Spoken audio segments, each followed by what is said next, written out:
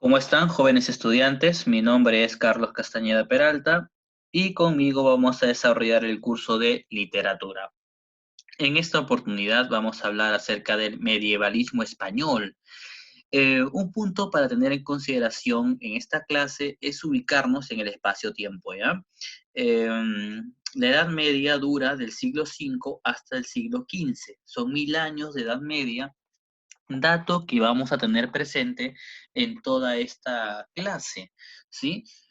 Para ubicarnos mejor en la literatura española, lo primero que vamos a hacer es tener un resumen temporal de esta literatura. Como ven ustedes en la imagen, en el cuadro, hemos dividido la literatura española en tres edades: la Edad Media, la Edad Moderna y la Edad Contemporánea. La Edad Media, que abarca del siglo V al XV después de Cristo, cuya obra más importante es obviamente el poema del Mío Cid. En la Edad Moderna, que es lo que se conoce hoy en día como Edad de Oro o Siglo de Oro, abarca los siglos XVI y XVII, es decir, Renacimiento y Barroco. Y la Edad Contemporánea, que abarca los siglos XIX y XX.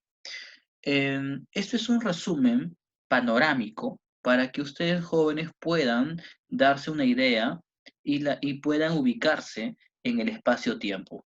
En esta oportunidad nosotros solo vamos a ver Edad Media, y de todas las obras que pueden acontecerse en la Edad Media, solo vamos a tocar el poema del Mío Cid. Ahora bien, sigamos avanzando y lo que nos tocaría observar ahora es el contexto histórico social. ¿Qué cosa pasa en España en ese entonces? Bueno, la literatura medieval española abarca las manifestaciones literarias correspondientes al periodo que se desarrolla entre los siglos V y XV después de Cristo. Este periodo está determinado por una serie de factores, entre los que destacan: uno, las sucesivas invasiones visigodas. Esto acontece en el siglo V, y sobre todo musulmanas. Ya esto va en el siglo VIII. Esta última da inicio a la Guerra de Reconquista Española. 2. La aparición progresiva de reinos cristianos al norte de la península, por ejemplo en León, Navarra, Aragón y Castilla, los cuales se consolidan a fines de la Alta Edad Media y resquebrajan el poderío musulmán al sur de la península. Empero, los reinos cristianos no forman un grupo homogéneo, ya que si bien luchaban contra los invasores musulmanes, entre ellos mismos existían rivalidades y rencillas. En el caso de España, el Cantar de Mío Cid es el primer monumento literario que presenta un valor lingüístico, pues es la primera obra compuesta íntegramente en romance castellano. Un valor histórico, pues alude a hechos acaecidos en la España medieval. Y un valor religioso, pues muestra el afianzamiento del catolicismo en la península ibérica, lo cual permite la unificación y expulsión de los árabes. Desde el siglo VIII hasta el siglo XV se produjo la Reconquista, y que esto viene a ser la recuperación de los territorios invadidos por los musulmanes. El fin de este hecho fue posible con la unificación lograda por los reyes católicos, que vienen a ser los reyes Isabel y Fernando. Em, la definición de esta literatura medieval nos diría que es un periodo de la literatura española que presenta una visión teocéntrica y nacionalistas, y que se desarrolló aproximadamente entre los siglos XIII y XV. Entendamos que teocéntrico viene a ser la idea en el cual Dios es el centro de todo, ¿no? Dios es el centro de la preocupación y el hacedor de todas las cosas. Esa es la visión teocéntrica. Más adelante veremos las características de la literatura medieval. Este tipo de características tenemos que hacer una separación. porque no son las mismas en los diferentes periodos de la Edad Media.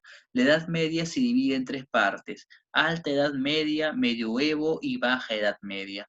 La Alta Edad Media, que abarca del siglo V al siglo XV, presenta las siguientes características, ¿no? Una visión teocéntrica del mundo, empleo de una lengua culta, que era el latín, entiéndase, como lengua culta, una lengua que gozaba de prestigio académico en la época, ¿no? Todo libro, toda obra, todo documento que quisiera, digamos, ascribirse el concepto de importante, ¿no? De académico, tenía que ser escrito en latín, forzosamente tenía que estar escrito en latín. También está el uso de alegorías y dentro de las manifestaciones aparecerá la hagiografía, que es la historia de las vidas de los santos. El medioevo abarca del siglo XI al siglo XIII. Las características más sobresalientes será el nacionalismo, ¿no? La valoración de los héroes locales. También se dará una oposición entre la literatura culta y la popular. En este caso veremos manifestaciones también de la literatura culta y popular que lo vamos a ver a continuación. El uso de las lenguas neolatinas, española, francesa, italiana, portuguesa, y las indoeuropeas como la inglesa, la rusa, etc.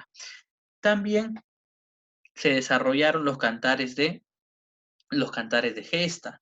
Estos cantares de gesta son bien interesantes en la medida en que nosotros podemos apreciar que van a cantar, van a mostrar parte de la historia, ¿no? Parte de la historia. Y sobre todo son recitados por los famosos juglares.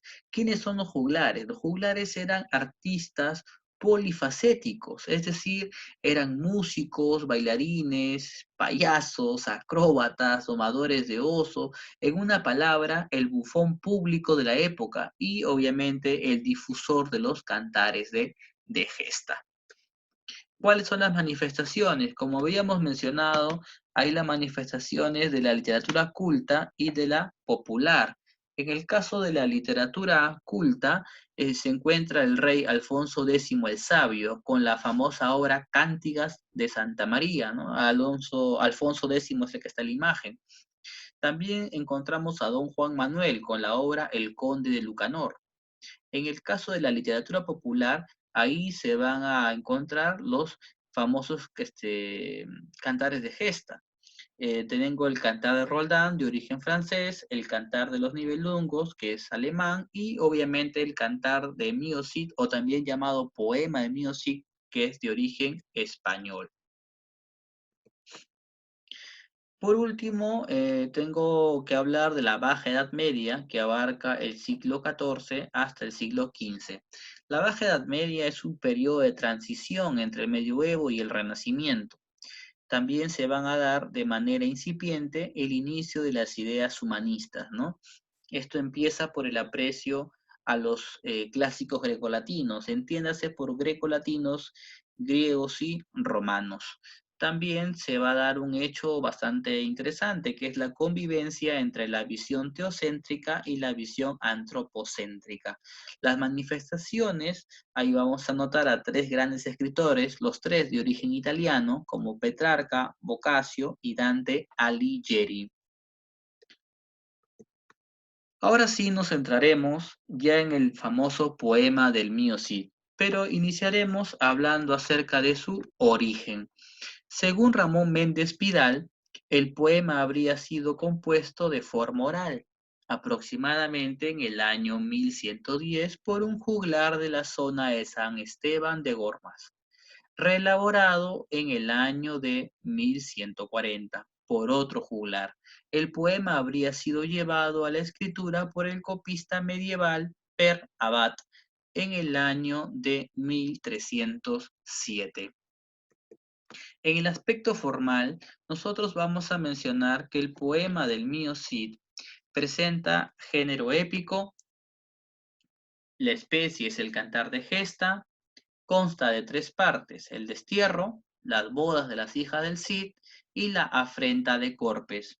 Está escrito en versos de métrica irregular que oscilan entre las 10 y 20 sílabas métricas, predominan los de 14. Abundan también los versos de 16 sílabas.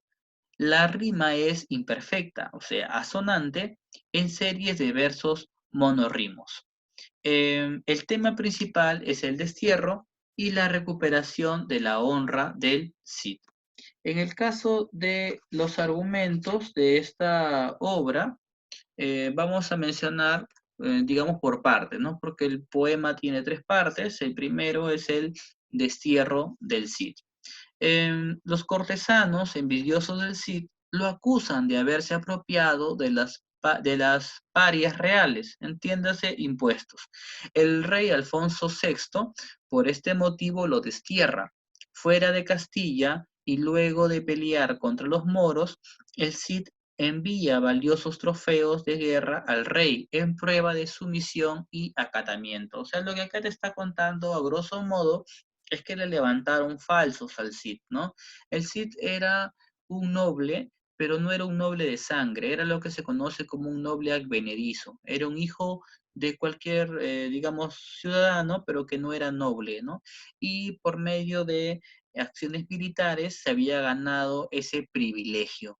Entonces, como se encargaba de cobrar los impuestos, él había despertado ciertos celos en otros nobles de sangre, quienes lo difaman. Con esta difamación, el rey lo destierra y él ya fuera de Castilla empieza a pelearse con los moros. Moros es el término despectivo que se le da a los musulmanes, ¿ya?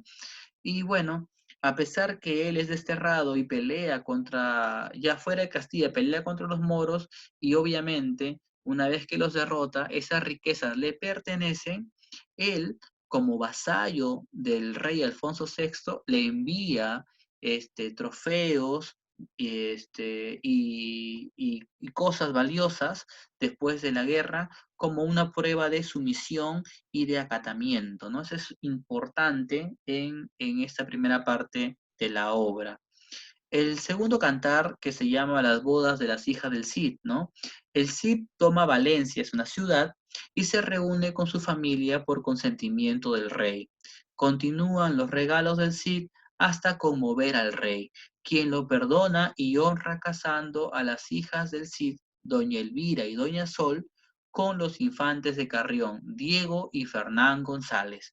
Eso es algo que el Cid consigue, ¿no? Por medio, pues, de una especie de perdón que el rey le da, ¿no? El rey no es que lo libera completamente de su castigo, él sigue estando desterrado, pero sin embargo consigue algo de gracia, ¿no? Porque el rey se da cuenta que el Cid, a pesar del destierro y a pesar de las riquezas que él está obteniendo en la guerra, sigue tributándole, sigue dándole, sigue considerándose un vasallo del rey, y eso pues lo conmueve, y para honrarlo al Cid le genera este matrimonio, ¿no? Con los infantes de Carrión.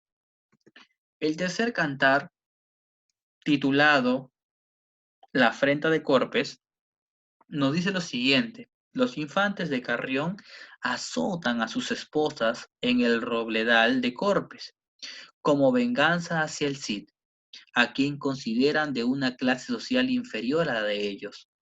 En las Cortes de Toledo, los infantes de Carrión devuelven las espadas Colada y Tizona, que son espadas que el Cid le había regalado digamos, cuando se casaron con sus hijas, y la dote de las hijas del Cid. En episodio posterior, son derrotados en duelo por los caballeros del Cid y declarados traidores. Se celebran las segundas bodas de las hijas del Cid con los infantes de Navarra y Aragón. A través de esta boda, Ruiz Díaz se emparenta con los reyes de España. Lo que sucede aquí es que los infantes no consideraban al Cid como alguien igual a ellos. Entonces, en un afán de venganza, castigan a sus esposas, a las hijas del Cid, las castigan. Entonces el Cid, enfadado, una vez que se entera de eso, solicita al rey tres cosas en particular, ¿no? La devolución de las espadas, Tizona y Colada, la disolución del matrimonio y le pide un enfrentamiento con ellos. El rey pues no se puede negar, le cede todo lo que el Cid le ha pedido, pero al momento del enfrentamiento van a ser los vasallos del Cid quienes al final se enfrenten con estos infantes y los derroten, ¿no? Los infantes de Carrión son derrotados y declarados traidores, o sea, se van con la ofensa y con la humillación. Y el Cid, ¿cómo se llama? Consigue un gran favor frente al rey y el rey le concede a las hijas del Cid un nuevo matrimonio, esta vez con los infantes Navarra y Aragón. Y de esta manera el Cid logra emparentarse con los reyes. Eso quiere decir que no solamente recupera su honra, sino que ahora es un pariente directo del rey, ¿no? Muy bien. Vamos a repasar un poco lo que hemos estudiado hasta ahora. Vamos a hablar, digamos, en este caso, de los ejercicios que se ha expuesto en esta clase.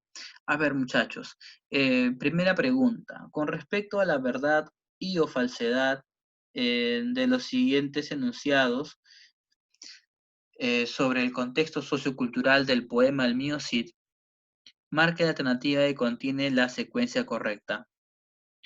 El cantar se desarrolla bajo un clima de guerra santa. ¿Verdadero o falso? Acuérdense de un detalle.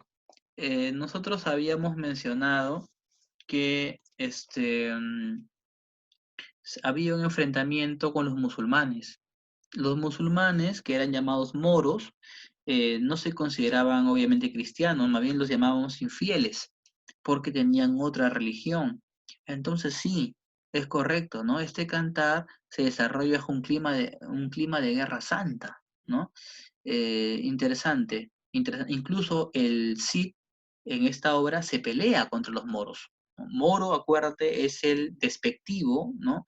Es una denominación despectiva que se le daba al musulmán. Entonces, lo primero es verdadero. Lo segundo, ¿se dan conflictos por cuestiones de linaje y abolengo? ¿Será verdadero o falso? Obviamente eso es verdadero, porque ustedes deben recordar cuáles eran los problemas que tuvo el Cid inicial, ¿no? Se le ofendió, se le difamó, ¿no? Primero porque tenía un cargo de preferencia frente al rey, y eso no les gustaba a los nobles de sangre. Y segundo, porque él era un noble, digamos, no de sangre, sino advenedizo, se le consideraba de menor o de menor jerarquía. Y lo segundo, cuando maltratan a sus hijas, ¿no? ¿Por qué se dan? Porque había una situación de desprecio. Los infantes de Carrión creían que el Cid era inferior a ellos. Entonces sí hay conflictos por cuestiones de linaje y abolengo. Lo segundo también sería verdadero. En tercer lugar, dice, ¿las barreras sociales en el poema son infranqueables? Bueno, no, definitivamente que no, porque infranqueable significa que no se pueden cambiar, ¿no? Que no se pueden superar. El Cid sí lo hace. El Cid sí puede franquear y puede cambiar su situación social. Entonces, la tercera es falsa. Y cuarto, el Cid pertenece a la categoría de los infanzones, pues eso es verdadero. Entonces la respuesta es la letra A. La respuesta, ves, aquí tenemos claro, este, como respuesta final la letra A. Muy bien. Segunda pregunta. Ejercicio no, sí, número 2. Con respecto al aspecto formal del poema de Mío Cid, marque la alternativa que contiene la afirmación correcta.